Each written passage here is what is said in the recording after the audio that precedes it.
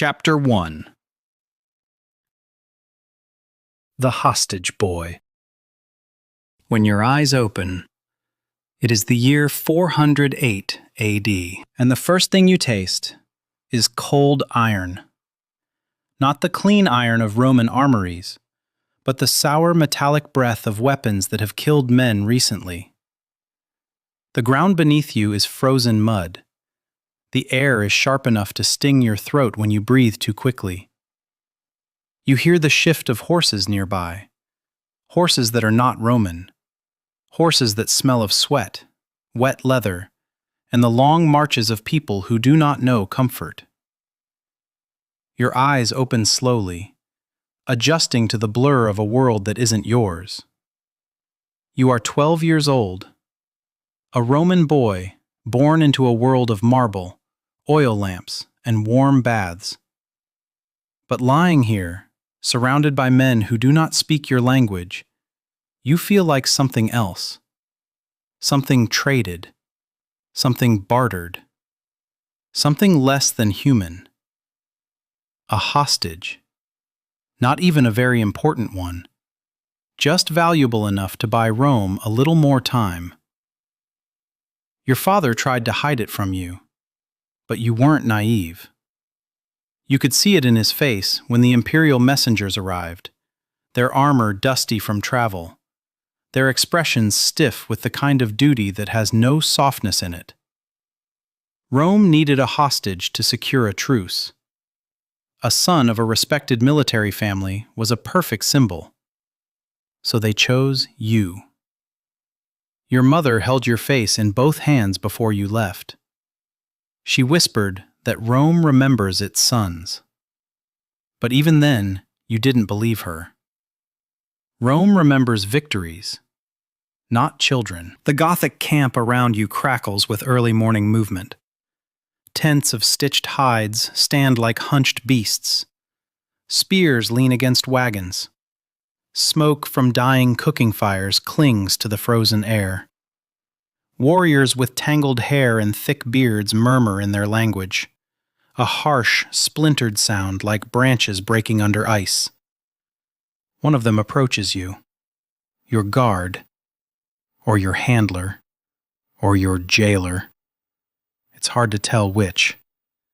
He is older, with broken teeth and arms like twisted tree limbs.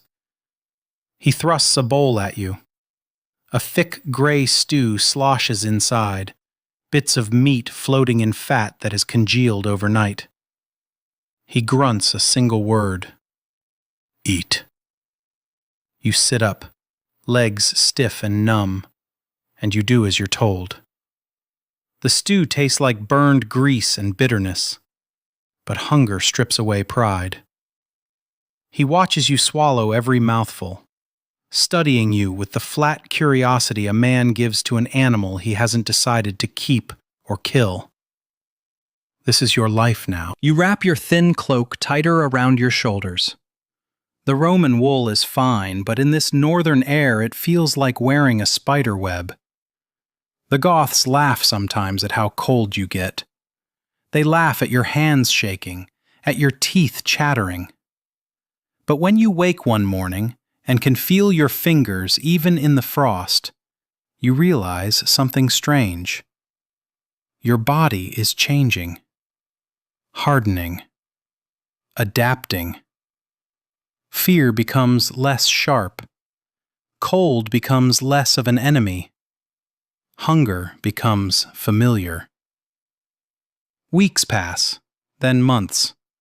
The Goths don't speak to you often, but they observe everything you do. They test you the way you would test a dog you aren't sure will bite. They hand you knives to see how you hold them. They make you carry water a mile from the river to see if you will try to run. They let you ride one of their horses for a moment to see if you fall. You don't run. Not because you are brave, but because you know enough of the world to understand that a Roman boy alone beyond the empire's borders is already dead. Survival is not about courage. It is about calculation. And every time you show that you won't break easily, the Goths treat you a little better. Not warmly, just with a little less contempt. But something else shifts in the air around them. A tension. A fear that has nothing to do with you. You hear the word whispered between them. Honey. The Huns. You had heard the name even in Rome. Vague stories of riders from faraway plains, of raids, of a people who live and die on horseback. But in Rome, these were rumors. Tales told by men who had not seen the East with their own eyes. Here, among the Goths, the word Hun was not a rumor. It was the smell of death. One morning, you feel the change before you understand it. The camp is alive with frantic motion, warriors shouting, women gathering children, weapons clattering, horses restless. The chieftain yells orders. Tents are torn down quickly, supplies thrown onto wagons. The Goths' faces are sharp with a fear you have not seen in them before. And then you hear it. A deep, rhythmic thunder. Not from the sky, from the earth. Hooves. Dozens. Hundreds. A moving storm. The Goths freeze. Their fear is not a boy's imagination. It is a truth older than either of your peoples. The riders appear on the horizon. The Huns. Not like any men you've ever seen. Short, strong, wrapped in leather and furs, faces scarred by ritual knives, hair braided with bits of metal, riding horses that move like extensions of their own bodies. They ride in a formation that is both chaotic and perfect. No wasted motion, no hesitation. They surround the Gothic camp with frightening silence. The chieftain of the Goths steps forward, trying to look braver than he feels. Weapons are placed on the ground, one by one. An act of surrender, or negotiation, or both. A Hun dismounts. He has narrow eyes that never blink, and a mouth set in a line of stone. He points at you. The decision is made before you understand it. The Gothic chieftain grabs your shoulder and pushes you toward the Hun. You stumble, catch yourself, look up at the man who now owns your life. He grips your chin, turning your face left and right, inspecting you the way a merchant inspects a horse he might buy. Then he nods. The trade is complete. You are a hostage again. A Roman child exchanged between people who fear each other more than they will ever fear you. Your wrists are tied, not cruelly, but firmly. You are placed on a Hun horse, its back warm beneath you. The Gothic camp disappears behind you as the Huns move east, fast and silent. That night, they throw you near a fire. Not roughly, just as something unimportant. But the warmth. The warmth feels like a memory you almost forgot you had. They don't speak to you. They don't need to. Their presence is enough. They exist the way storms exist, inevitable, destructive, beyond human logic. You watch them eat, drink, wash their weapons. Always their bows. Those compact, recurved bows that can kill a man before he hears the shot. The Huns' camp is a world without walls. No cities, no houses. Only the endless steppe, stretching like an ocean of grass. Days pass, then weeks. You think your life is already as strange as it can become. You are wrong. 2 days into the journey, you meet him, Attila. He is not a king, not yet, just a boy, around your age, small, lean, eyes dark and sharp like flint. He approaches you the way one approaches a wounded animal, careful, assessing, already calculating what kind of threat or value you represent. Without speaking, he points to your stomach. Then to a pot of stew the men are cooking. A simple gesture. Eat. You don't know if it is kindness or mockery, but you eat. He sits beside you, silent. Not hostile, not friendly. Simply present. A shadow. A boy made of withheld fire. And that is how your strange relationship begins. You live among his people. You ride with them. You learn their ways. Fear becomes a habit you stop noticing. Pain becomes a companion you respect. You grow taller, leaner, sharper. Not Roman anymore. Not Hun. Something in between. A creature shaped by both worlds. Attila rarely speaks, but when he does, every man around him listens. He has a gravity even as a child, a kind of quiet authority that doesn't need shouting. Some nights he tells you stories in broken Latin, stories of spirits in the wind, of his father's battles, of omens carved into the sky. Other nights he sits beside you without speaking, the fire reflecting in his eyes like a future burning in the distance. By the time spring arrives, you know how to ride standing up on the saddle. You know how to shoot backward while galloping. You know how to read storms, follow tracks, and listen to the ground. You also know that Attila is not ordinary. He is a blade being sharpened by the hand of the world. One night, after a long ride, Attila hands you a cloak of wolf fur. He does not explain. He does not look at you. He simply places it in your hands. Among the Huns, such a gesture is more intimate than any spoken friendship. But the world shifts again. Messengers from Rome arrive. Not soldiers. Men of ink and diplomacy. Men sent to retrieve the hostage boy in exchange for whatever political nonsense Rome believes will save it next. The Hun chief evaluates the offer. Attila watches the entire exchange, unmoving, unreadable. Then the decision comes.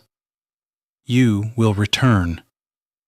A Roman boy among Huns, going back to a Rome that has rotted while you were gone. The night before you leave, Attila approaches. He places his fist over his chest, a gesture of acknowledgement. Then he says in rough Latin, "Next time. Enemies?" You don't answer. You don't know.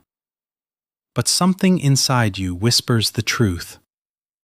Yes. The world will force you into that role.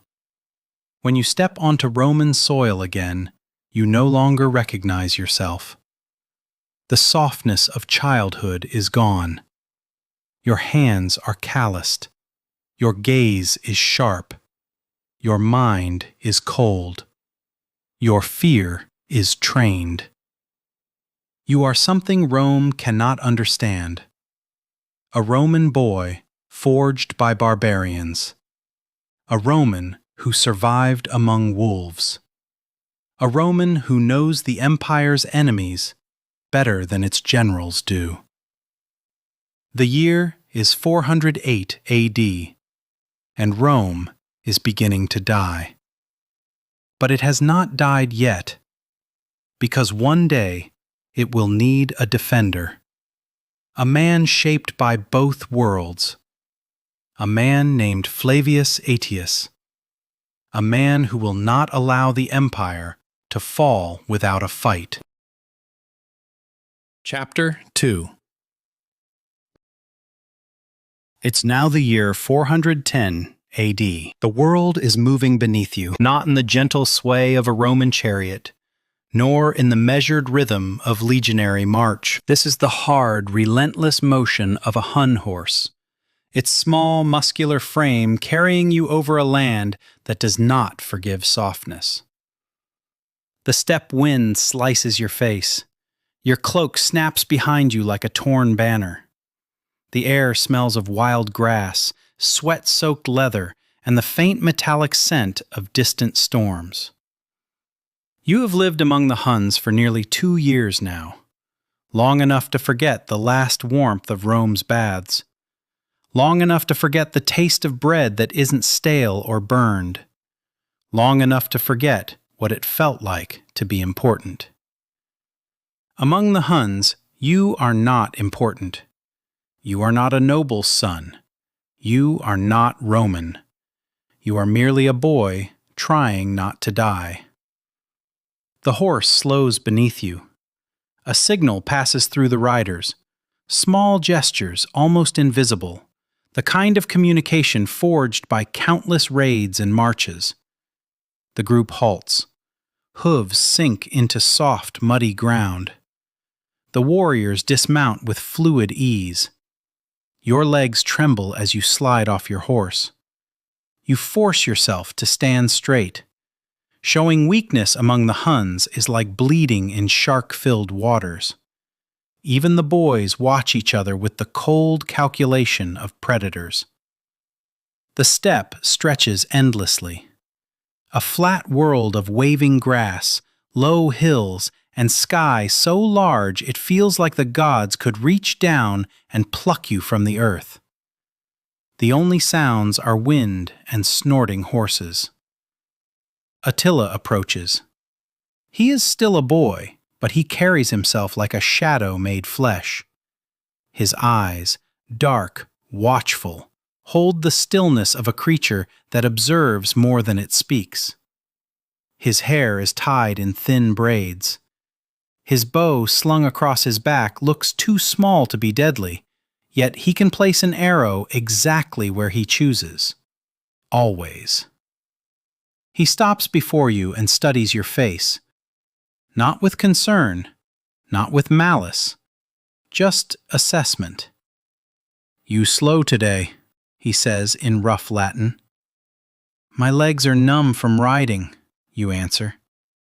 A twitch, not quite a smile, touches his lips. "Good. Means you ride more." That is the closest Attila ever gets to encouragement. He nods toward the horses. You know the routine. Remove the tack, check the hooves, rub them down, feed them. Your tasks never end. Among Romans, stable work is for slaves. Among Huns, everyone works.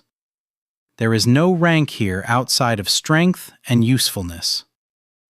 You begin checking your horse's legs. Its coat is matted. One hoof is packed with frozen mud. You chip it out carefully. The animal watches you with wary intelligence. You've learned that Hun horses aren't pets, they're partners in war.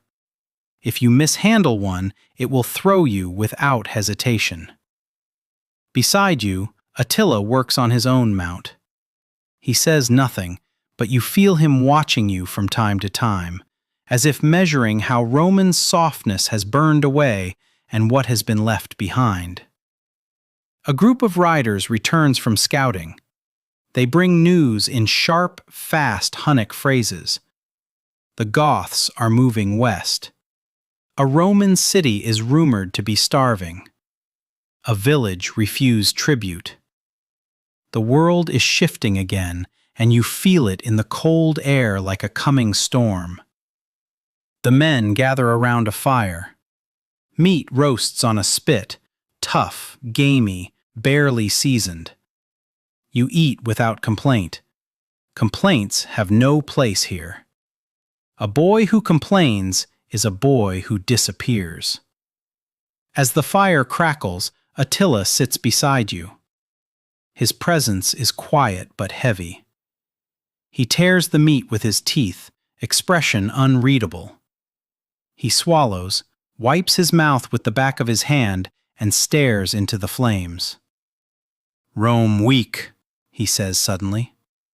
You do not answer. He looks at you, expecting a response. You see? You swallow dryly. I see many things. Attila tilts his head. You learn. There is approval in his tone, so faint you would miss it if you had not lived by scraps of meaning for months. You are becoming something the Romans did not intend. Something harder. Something sharper. Later, when the fire has died down and the camp lies under a dome of cold stars, Attila speaks again, softly, as if sharing a secret with the night. You are different from your people. You barely know my people. I know enough. His gaze hardens. Romans pretend strength, but they fear death too much. You meet his eyes. And Huns don't fear death? He shrugs. Death comes. Why fear? Better to choose the ground where you die. A simple philosophy, terrifying in its clarity. Years pass like this, blurred seasons, endless riding, lessons carved into your muscles.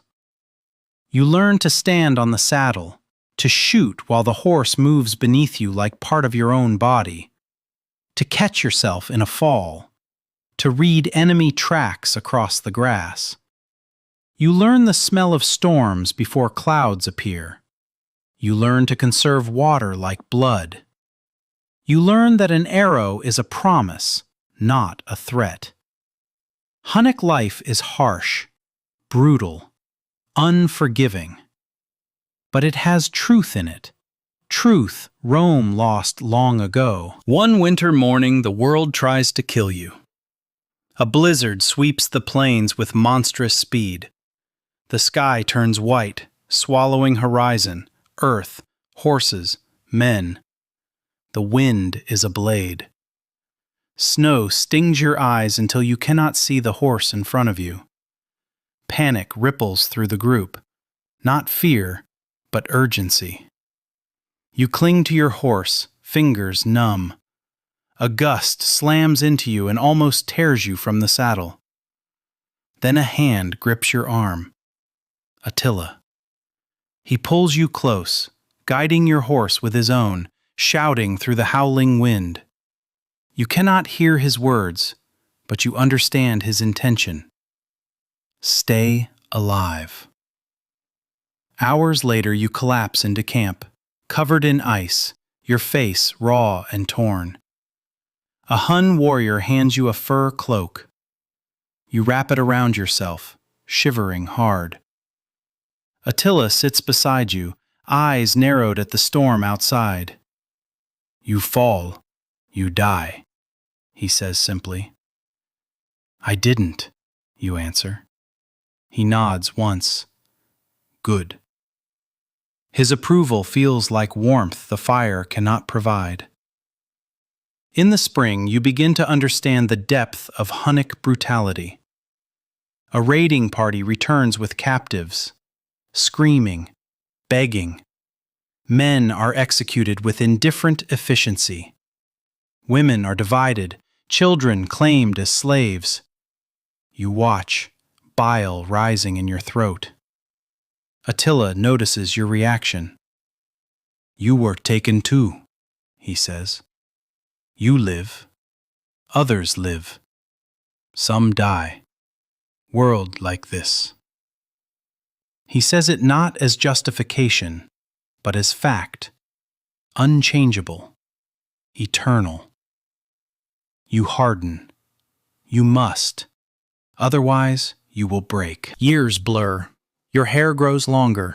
Your arms grow stronger. Your voice deepens. Your childhood disappears. You forget your mother's face. You forget your father's laughter. You forget the sound of Latin spoken with gentle cadence. Then, in the year 412 A.D., messengers arrive.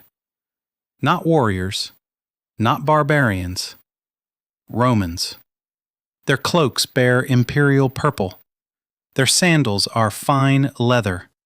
Their voices are cold, clipped, polished. They come for you. A political arrangement has shifted. Alliances have wavered. Rome once again remembers the hostage it traded to the Goths, and that the Goths traded to the Huns. You feel nothing when they announce your return. No joy, no relief, no fear. Only the sense that you are leaving one cage for another. The Huns gather. A group of riders will escort the messengers back toward Roman lands. You climb onto your horse, but Attila steps in front of you. His expression is unreadable. "You go," he says. "Yes." "You come back?" "I don't think so." He nods, slowly, as if calculating something you cannot see. Then he places his fist over his chest, a gesture heavy with meaning, a gesture he rarely uses, a gesture of respect. "Next time, not friends," he says quietly. Your breath catches. "No." He studies your face. "Enemies." The word hangs between you like a prophecy. He steps back. You ride away. The Huns fade behind you like ghosts swallowed by the steppe. When you finally cross into Roman territory, the air smells different. Olive trees, smoke from hearths, human life packed tightly into villages and towns. Walls, farms, roads paved with stone. But Rome does not welcome you home. The men who escort you do not ask about your life. They do not ask if you suffered. They do not thank the gods for your survival. You are a tool returning to the hand of its owner.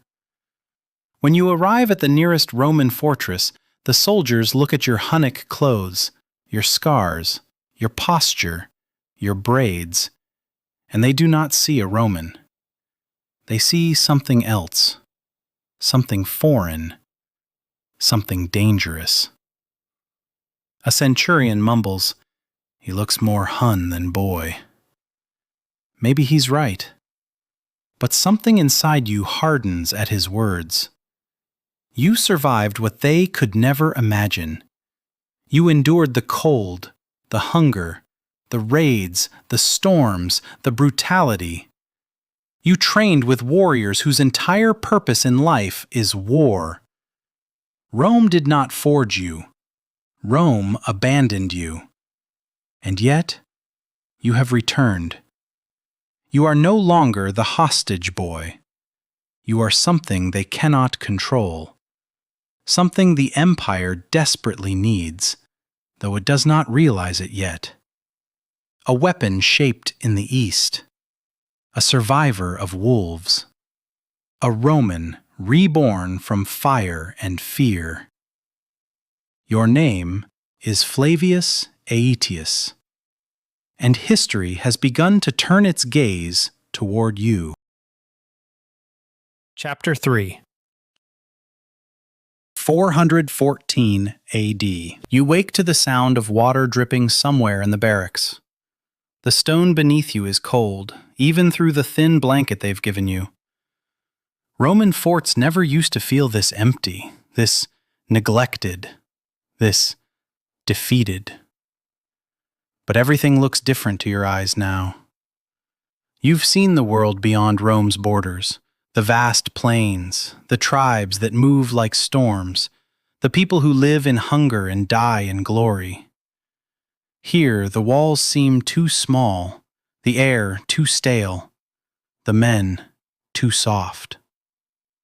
You rise slowly, joints stiff from sleep and hard training.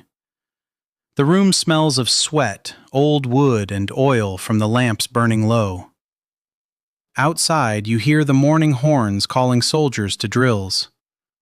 Voices murmur, boots scrape stone. Armor clinks in a dull, tired rhythm. A Roman officer enters the room. He looks you up and down with thinly disguised suspicion.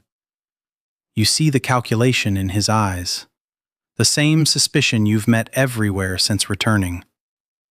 A boy who lived among Huns, a Roman who speaks with the posture of a foreigner, a wolf wearing the wrong fur. "You're wanted at headquarters," the officer says. "The Magister Militum is expecting you." You nod but say nothing. Words are wasted here. In the steppe, silence was strength. In Rome, silence makes men nervous. You find that useful. You walk through the corridor and feel the fortress awakening.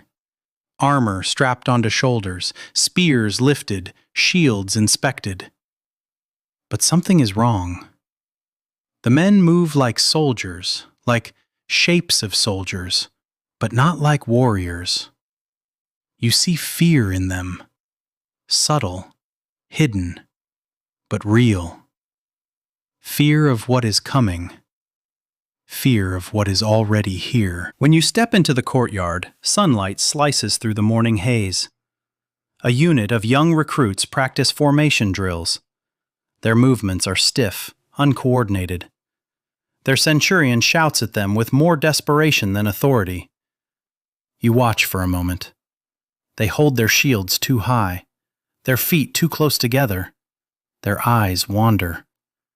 They have never faced real war. You turn away and enter the headquarters, a cramped building with maps spread across tables, scrolls piled in disorganized stacks, wax tablets scored with frantic writing. Two officers whisper over a list of missing supplies. The Magister Militum, Constantius, stands at the far end, his expression rigid, his eyes sharp and calculating. He is not a man you trust, not because he is foolish, but because he is too clever. Clever Roman politicians are more dangerous than any barbarian on the plains. He gestures for you to step closer. "So," he says, "you are Aëtius." You nod. "You were a hostage among the Goths, yes?" "Yes." "And then among the Huns?" "Yes." He studies you with growing interest. "Quite rare. Very rare indeed." You remain silent. Constantius leans forward. "Tell me, what did you learn from them?" You meet his gaze. That Rome is dying faster than it realizes. He snorts. Bold. Truth. Constantius circles you slowly, evaluating you like a horse trader. "Your father served Rome well. He died with honor. You might do the same, if you prove yourself useful." You say nothing. He notices the silence and misinterprets it as obedience. Let him. Sometimes men with power need to believe fantasies in order to feel safe around those they cannot control. "We need men who understand our enemies," he continues. "And you, by whatever strange fate, have lived in their shadow. That makes you valuable." He pauses. "Or dangerous." You let the words settle in the air. He waits for a reaction, but you give him none. You've learned from the Huns that silence is a blade sharper than steel. Constantius waves a hand. "You are to serve as a junior officer, effective immediately. We'll see what you're capable of." A junior officer. You almost laugh. You've survived winters that kill grown men. You've ridden with the Huns, ridden hard enough that your bones remember the rhythm of their horses. You've learned war from people who breathe it like air. And Rome gives you a beginner's rank? But rank is meaningless. What matters is access, knowledge, opportunity. "Understood," you say. Constantius dismisses you with a flick of his wrist. "We will speak again." As you leave headquarters, you feel something shift in the air, like threads of unseen events tightening around you. Rome does not trust you. But Rome needs you more than it knows. You train the soldiers because someone must. They don't listen at first. They mock your accent, your scars, the way you hold a bow, your Hunnic methods. But mockery fades quickly when your actions humble them. You knock a shield from a recruit's hands with a single, precise arrow. You disarm a veteran with the speed of a wolf striking prey. You demonstrate how to move with a horse instead of against it. The laughter dies. Respect grows, slowly, like fire beneath wet wood. Days pass, then weeks, then months. In 415 AD, Constantius sends you on your first mission, escorting grain caravans, a task beneath you. But you accept. Every mission reveals something. You see Gaul. You see starving villages. You see Roman roads crumbling, bridges broken, farms abandoned. You see the truth you felt in the Hunnic steppe. Rome is unraveling. It is not one empire anymore. It is pieces held together by memory and fear. One evening, while camped near a river, a group of Visigoths approaches your convoy. Not as enemies, but as negotiators. They want food in exchange for protection. Rome used to crush such requests. Now Rome bargains with tribes like a cornered merchant. You sense danger before the others. The Goths carry themselves too confidently. Their leader watches your soldiers with greedy calculation. He sees weakness the way wolves smell wounded prey.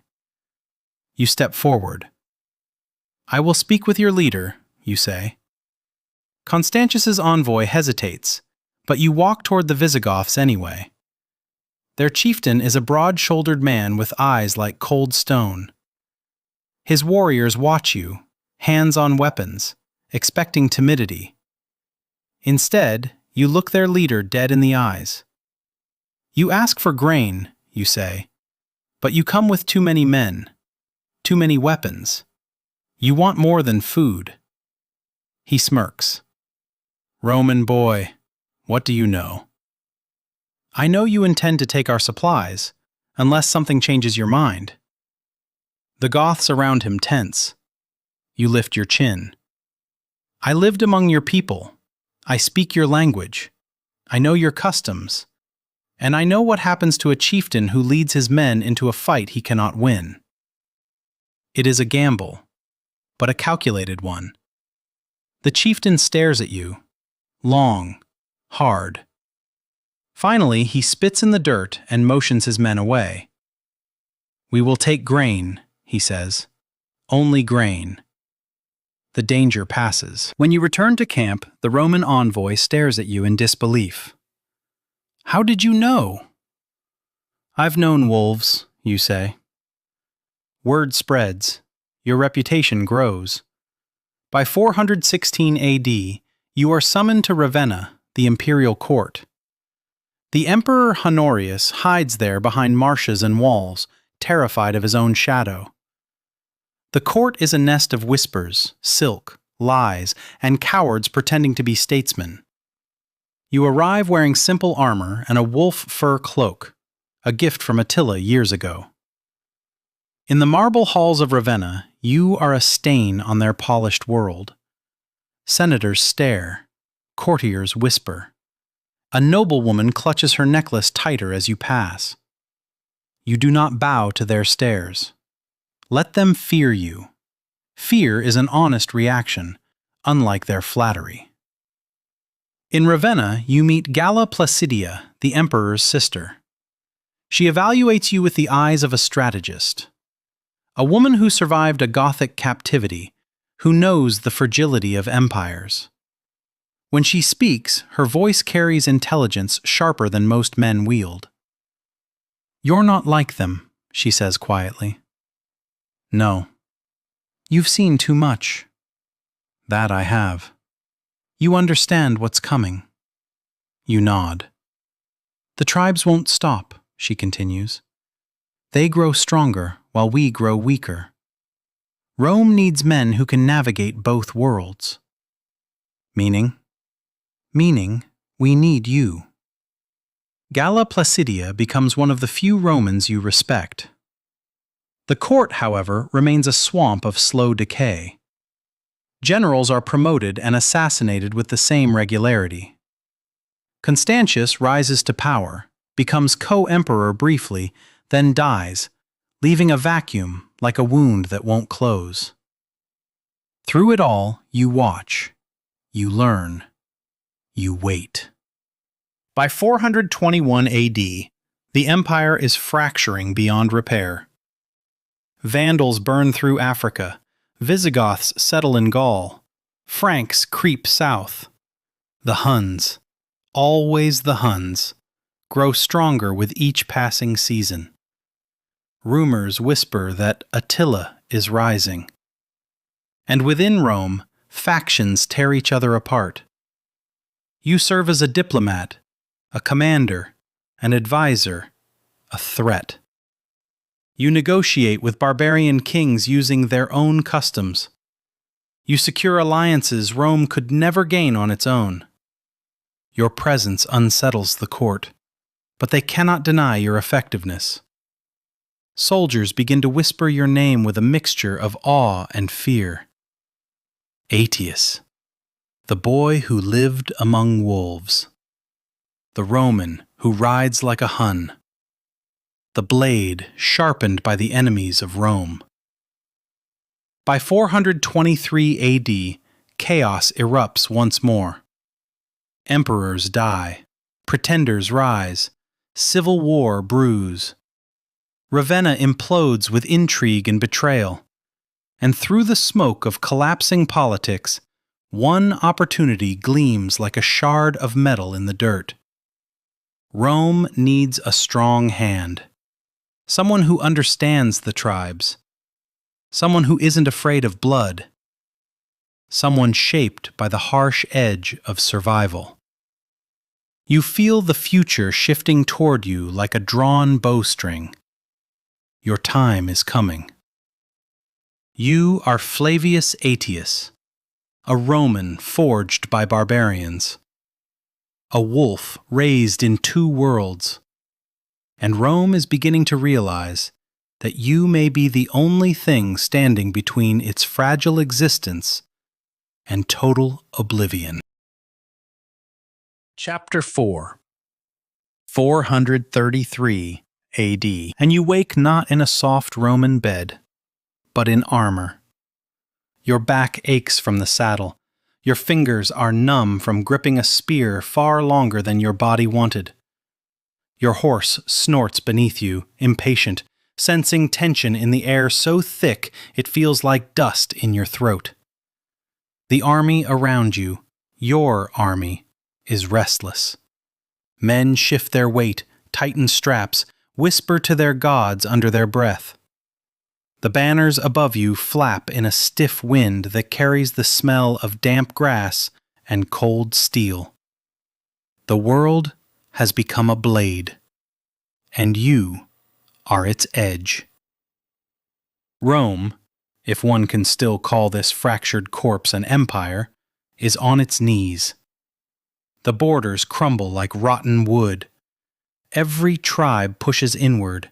Franks, Burgundians, Visigoths, Ostrogoths, Suebi, Vandals, each one carving their piece of the dying world. And in the east, the hungriest wolf rises. Attila, the boy you once sat beside, the boy who gave you wolf fur without a word, the boy who told you, next time, enemies. It is no longer prophecy. It is truth hard enough to crack bone. The air tastes of iron as you ride toward the Roman camp near the river you've used as a boundary line, one of many fake borders Rome draws on maps that mean nothing to the tribes outside them. The earth is cold. Mud clings to the hooves of every horse. You dismount. Your feet sink into wet soil.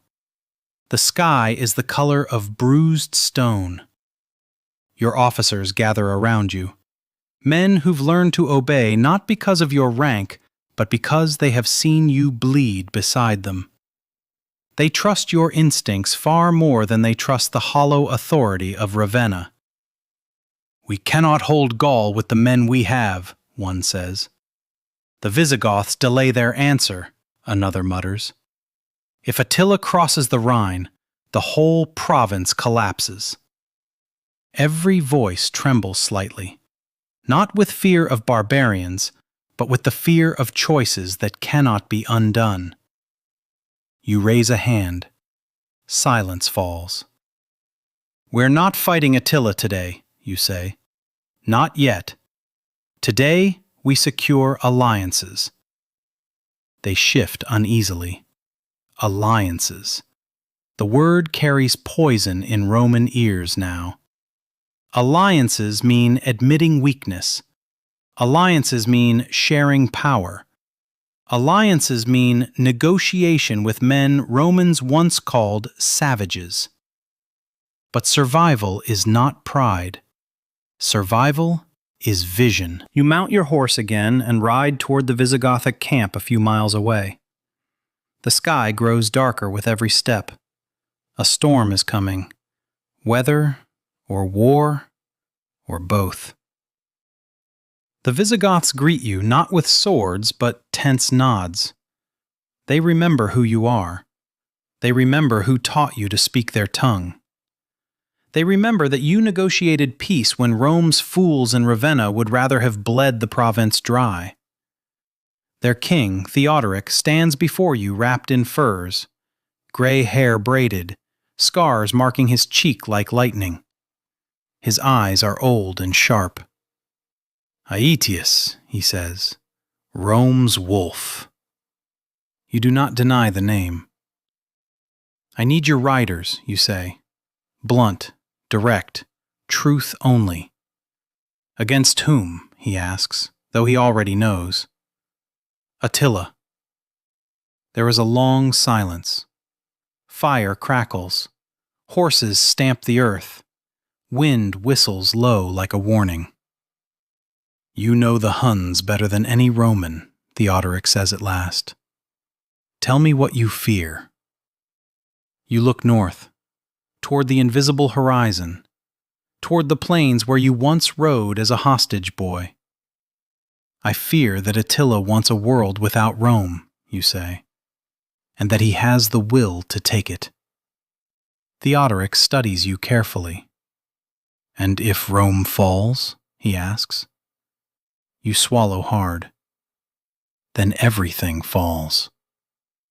Theodoric nods slowly. "We will join you." It is done.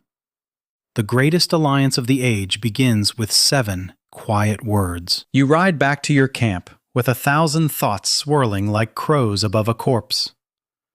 You have gathered Visigoths. You will gather Franks, Burgundians, whatever tribes still fear Attila more than they hate Rome. It is a fragile army, woven from suspicion, grudges, and desperation. But it is all you have. 2 days later, you stand alone at the edge of camp, watching the dawn spread pale gold across the hills. And then you see them.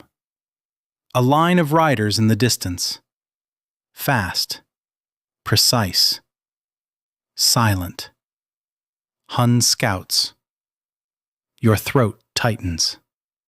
Your pulse quickens. Your mind retreats to old memories. Of a boy beside a fire. Of a cloak of wolf fur. Of a name spoken softly before parting. You whisper it now. Attila. He rises not like a king, but like a storm. All reports confirm it. He has united his people fully. The Ostrogoths march with him. The Gepids. The Rugii. A rolling avalanche of tribes under one iron will. He is no longer a shadow. He is a force. You sit in council with your commanders. The room is tight, dark. lit by a single oil lamp that flickers with each gust of wind. Attila comes for Gaul, someone says. No, you correct. Attila comes for everything. Maps are rolled open. Stones placed to mark tribes. Lines drawn. Lines erased. Your officers argue. This river will stop him. No, this city will slow him. Maybe he wants tribute only. Maybe he wants nothing but destruction. Finally, you slam your hand on the table. No river stops Attila. No city slows him. He takes what he wants. And what does he want? A commander whispers. You look at their frightened faces. He wants the world. Silence. Another commander leans forward. You knew him, Aëtius. What drives him? You stare at the map, at the crude lines marking Rome's borders. Borders that mean nothing now. He believes strength is the only truth, you say. And he believes Rome has forgotten it. They absorb your words with grim acceptance. Your vision has become their reality. Plans are made. Messengers sent. War is coming in waves you can feel beneath your feet. And one night, when the camp is quiet and the embers of the fire glow like dying eyes, you allow yourself to think of Attila, not as an enemy, but as the boy you once sat beside. You remember his silence, his intensity, his strange, heavy calm, his fascination with the word imperium. You remember his prophecy. Next time, enemies. And you whisper into the wind, next time has come.